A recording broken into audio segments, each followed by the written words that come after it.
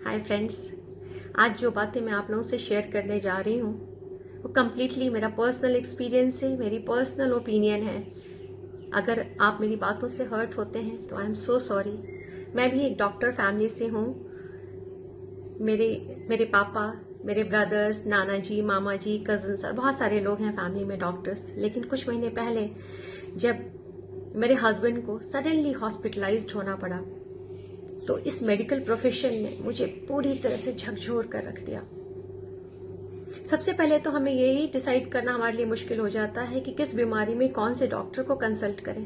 पहले जब हम बीमार होते थे तो हमारा काम होता था एक डॉक्टर को कंसल्ट करना, क्योंकि वो डॉक्टर पूरी बॉडी की एनाटॉमी को समझता था।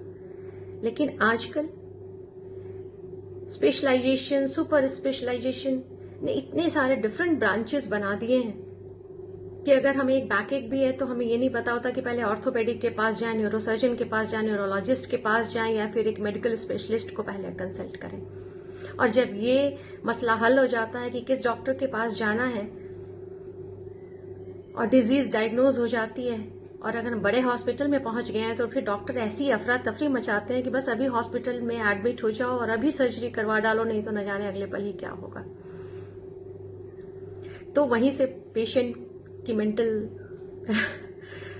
कंडीशन आप समझ सकते हैं। एक छोटी सी बीमारी लेकर के हम हॉस्पिटल में एंटर करते हैं, लेकिन हमें नहीं पता होता कि जैसे आप हॉस्पिटल में एक बार घुसेंगे, लंबी मेडिसिन की लाइन, मेडिसिन की लिस्ट सबसे लंबी होगी, टेस्ट की लंबी लिस्ट होगी, MRI, echo test, CT scan, urine test, blood test, न जाने क्या क्या टेस्ट, जिसके नाम भी शायद जिनके आपने नहीं सुने होंगे पहले। और पेशेंट को लगने लगता है न जाने में मुझे कौन सी बीमारी हो रखी है, और सारे टेस्ट करवा लेते हैं। और सोने पे सुहागा, अगर आपके डॉक्टर का एटीट्यूड नेगेटिव है, अगर उसने आपको डरा दिया, तब तो फिर भगवान ही मालिक है।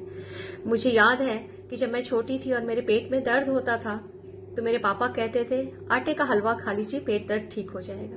मुझे पता नहीं कि उस आटे के हलवा का चमत्कार था या पापा की बातों का चमत्कार था। सच में मेरा पेट दर्द ठीक हो जाता था। तो आधी बीमारी जो है वो डॉक्टर अपनी बातों से खत्म कर देते हैं, अपनी पॉजिटिव एटीट्यूड से पेशेंट को ठीक कर देते हैं।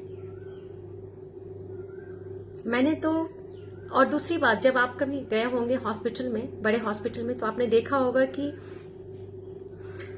जब आप मेडिकल स्टोर में जाते हैं, ऑब्वियसली आप उसी मेडिकल स्टोर में जाते हैं, उसी हॉस्पिटल के मेडिकल स्टोर में, तो आपकी मेडिसिन जो है, जो डॉक्टर ने प्रिस्क्राइब किया, अगर वो मेडिकल स्टोर में अवेलेबल नहीं है तो मेडिकल स्टोर वाले आपको कंसल्ट नहीं करेंगे, फटाफट से उस डॉक्टर का नंबर घुमाएंगे और बोलेंगे ये मेडिसिन अवेलेबल नहीं है तो आप दूसरी मेडिसिन प्रिस्क्राइब कर दीजिए। यहीं से इनका बिजनेस शुरू होता है।